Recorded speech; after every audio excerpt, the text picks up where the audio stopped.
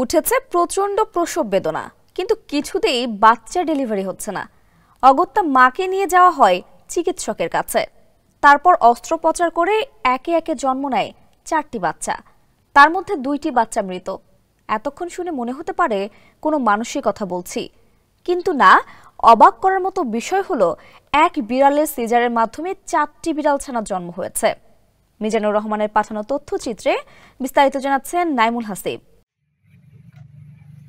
Veterinary চিকিৎসক জিয়াউদ্দিন ইব্রাহিম জানান, আরও আগে অস্ত্রোপচার করা গেলে 4টি শাবকই বাঁচানো যেত। যদি সিজার না করা হতো তাহলে শাবকগুলো মারা যেত, পাশাপাশি মা বিড়ালেরও মৃত্যু ঝুঁকি থাকত।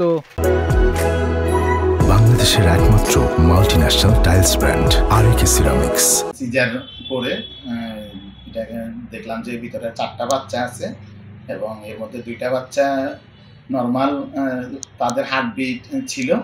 হার্টবিট থাকার কারণে এগুলোকে পরবর্তী যে কেয়ার করে এগুলোকে তাপ দেয়া বা অন্যান্য যে তার ডেক্সট্রোজ খাওয়ানো 25% এটা একটু 2 ফোঁটা দিয়ে ওগুলোকে হিটের নিচে রাখছি। আর যে 2টা বাচ্চা ছিল, 2টা বাচ্চা মরা ছিল পেটের মধ্যেই।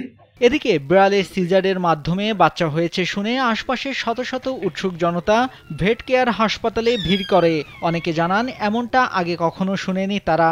গতকালকে শুনলাম যে একটা বিড়ালের সিজার করা হয়েছে, এখানে 4টা বাচ্চা শাবক জন্মগ্রহণ করছে, তার ভিতরে 2টা মারা গেছে আর 2টা আছে। এটা আমাদের ফেনীর মধ্যে একটা আলোচিত ঘটনা, তো তাই কারণে আমরা দেখতে আসলাম। 14 ডিসেম্বর রাতে ঘটনাটি ঘটেছে ফেনীর দাগনভুয়া পৌরসভার 1 নম্বর ওয়ার্ডের শ্রীধরপুরে।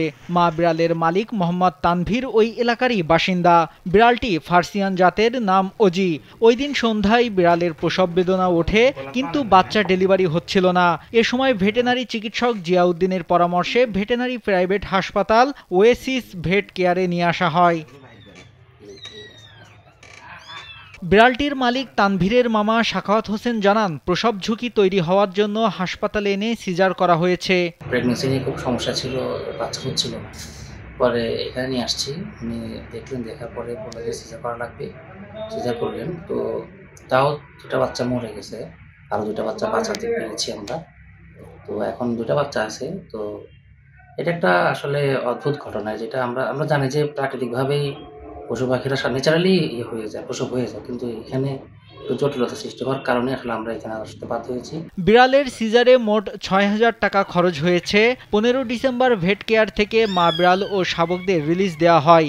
10 দিন পর হাসপাতালে নিয়ে আসলে সেলাই খুলে দেওয়া হবে। নাইমুল হাসিব, কালবেলা।